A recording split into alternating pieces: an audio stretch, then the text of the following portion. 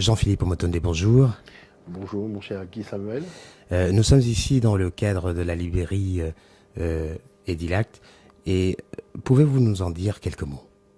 Vous savez, en fait, il est important de pouvoir avoir des espaces de valorisation de notre culture, aussi bien africaine que panafricaine, tout simplement parce que pour vraiment prendre position quelque part, il faut déjà se connaître soi-même. Il faut pouvoir bénéficier aussi de l'énergie de ses ancêtres en termes de connaissances, en termes de savoir, en termes de spiritualité. Et c'est à partir du moment où on a vraiment ces bases réelles qu'on peut prendre tout simplement du recul pour pouvoir faire un grand bond en avant. On voit bien que les peuples qui viennent de l'extérieur et qui s'installent dans les grandes cités occidentales et qui réussissent cette installation, cette implantation, sont des peuples qui n'ont pas tourné le dos à leur culture et à leur spiritualité.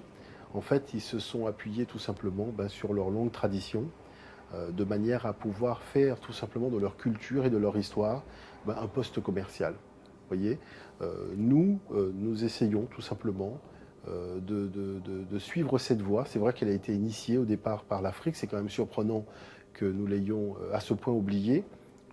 C'est vrai qu'il y a eu l'esclavage, il y a eu la colonisation, un certain nombre de choses qui sont passées par là. Mais je pense qu'à un moment, il faut faire preuve de clairvoyance et comprendre qu'un peuple ne peut pas se développer par l'imitation. Et donc l'imitation de la culture d'un autre peuple. Et un peuple ne peut pas non plus se développer en tournant le dos à ses traditions, à son patrimoine ancestral. Ça, ce n'est pas possible. Donc c'est tout simplement ça, vraiment, que nous essayons de promouvoir et de faire comprendre aux frères et sœurs de la communauté. Donc la librairie Edilact est donc un espace de partage de culture ancienne. Voilà, c'est-à-dire c'est la culture à la fois ancienne, mais c'est la culture d'aujourd'hui. Parce qu'il y a une déconnexion totale entre cette culture ancienne, qui est totalement méconnue des générations d'aujourd'hui. Donc il faut refaire le lien, il faut créer des ponts, faut expliquer. Vous savez, en fait, aujourd'hui, tout fonctionne sur l'imaginaire. L'imaginaire que les gens ont du monde noir est un imaginaire véritablement dépréciatif. Quand je suis dans les établissements scolaires, que ce soit les lycées, les collèges ou les écoles primaires, et que je discute du monde noir avec les enfants, on voit bien que leur imaginaire est complètement atrophié vis-à-vis du continent africain, mais vis-à-vis du monde noir d'une façon générale. Et les enseignants qui sont là, y compris les parents d'élèves, sont généralement très touchés, très affectés de voir qu'à ce point-là, ils n'avaient pas vu qu'il y avait un problème psychologique qui se pointait déjà pratiquement à l'âge de 5 ans, 8 ans. On peut dire que le gamin a déjà une vision relativement négative de lui-même. D'accord. Et concrètement, comment fonctionne cette librairie? Alors la librairie, en fait, c'est un espace de découverte et de culture, donc elle est ouverte à tout le monde.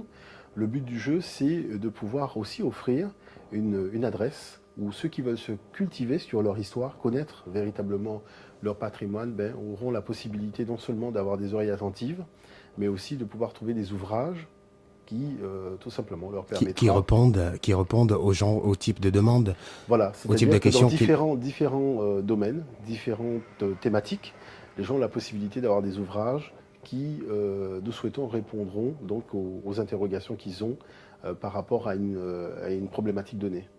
Et ici, nous avons quelqu'un qui a des choses à dire, c'est-à-dire qu'un un noir qui a des expressions à partager avec un certain nombre de personnes et qui voudrait, par exemple, le faire du côté dans votre librairie. Comment ça se passe? C'est-à-dire Alors, de la conception jusqu'à la production. Comment est-ce que vous l'accompagnez? alors c'est vrai qu'aujourd'hui, on essaye tout simplement d'apporter un conseil, je dirais pour tous ceux qui veulent, d'une façon générale, même pour leurs besoins personnels. Vous savez, il y a des familles qui veulent écrire l'histoire de leur propre famille.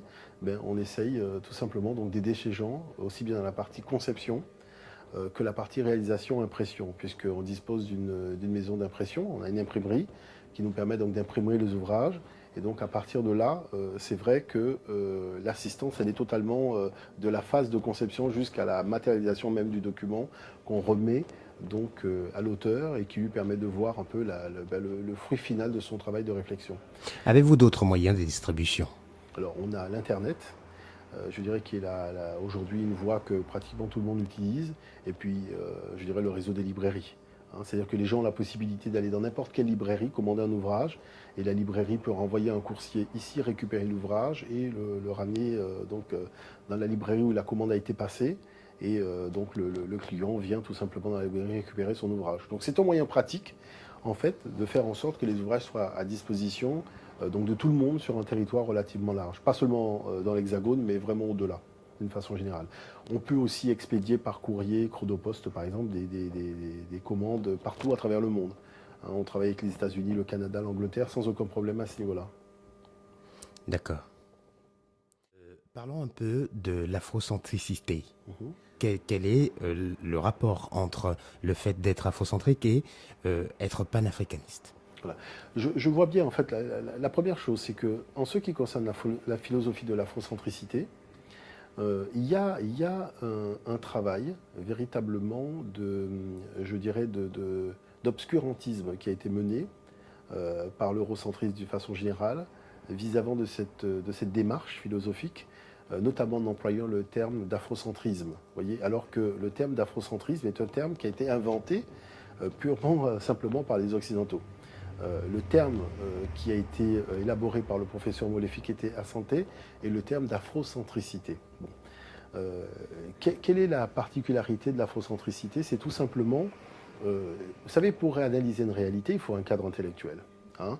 On va pas, les Chinois ne vont pas demander à un Mexicain de réfléchir aux problèmes qui concernent la Chine dans un cadre référentiel mexicain. Donc c'est de la même façon que nous disons tout simplement que lorsque nous réfléchissons aux problématiques du monde noir, on va y réfléchir en prenant un cadre intellectuel africain. Vous voyez, tout simplement, il faut faire attention à un certain nombre de choses de manière à s'approcher le plus possible, non seulement de la vérité, mais de trouver la vraie solution. Parce qu'il y a des solutions de substitution, il y a des solutions qui sont proposées par d'autres, donc qui sont en définitive de fausses solutions, alors que le but du jeu, c'est d'avancer avec de vraies solutions et de vraies stratégies, un vrai plan de vol. Et c'est pour cette raison que nous disons vraiment des choses très simples. C'est que lorsqu'on parle de musique classique, voyez, vous demandez aux gens donc de la musique classique d'une façon générale, on vous parle de Chopin, on vous parle donc toute une série d'auteurs classiques, je dirais, qui sont des gens d'ascendance européenne. Alors que cette musique classique, nous devons la chercher dans notre patrimoine ancestral. Vous voyez, par exemple, c'est le cas pour les Antilles, le tambourka aux Antilles, c'est ça notre musique classique.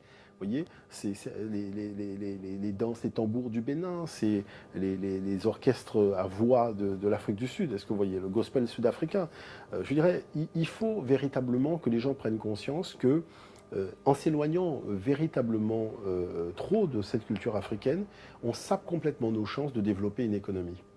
Et ça, il faut le comprendre. Parce que si on n'a pas valorisé son histoire, on ne peut pas valoriser sa culture et on ne peut pas développer d'économie sur la base de ce qu'on est. Vous voyez? Et tous les peuples qui ont aujourd'hui une économie forte se sont appuyés sur leur tradition, que la tradition soit une force ou une faiblesse. Je prends comme exemple les Américains. Les Américains ne savent pas faire la cuisine. Ils ont développé un concept qui est le sandwich rapide, le hamburger. Et ça ne leur a pas empêché, à partir de firmes donc de fast-food, de conquérir le monde avec une cuisine embryonnaire, vous voyez. Et on mélange des sauces, c'est du ketchup, des choses que, bon, pas forcément tout le monde apprécie, vous voyez. Mais toujours est-il que c'est comme ça que c'est leur cuisine, donc ils en font une force. J'ai même vu dernièrement le président américain Obama qui reçoit le responsable russe et qui l'invite à manger un burger, vous voyez. Donc c'est là où on voit véritablement cette particularité de la culture américaine. Alors, aujourd'hui, on voit bien que le terme d'afrocentricité développe chez certains d'entre nous un imaginaire un peu négatif, voire, je dirais, auquel il faut un peu se méfier. C'est une philosophie qu'il faut manipuler avec des pincettes. Vraiment, vous savez, tout ça est le fruit en fait d'une espèce de grande cabale médiatique qui a été menée autour d'un terme qui ne vient pas en fait de nous, qui est le terme afrocentrisme, voyez, puisque à partir du moment où on parle de mouvement un peu négatif, on rajoute ce trisme qui vient de l'intégrisme, voyez. Donc c'est une façon, je dirais, c'est une technique tout simplement de diversion qui permet de donner une mauvaise image, je dirais, à un courant philosophique qui se veut porteur d'espérance.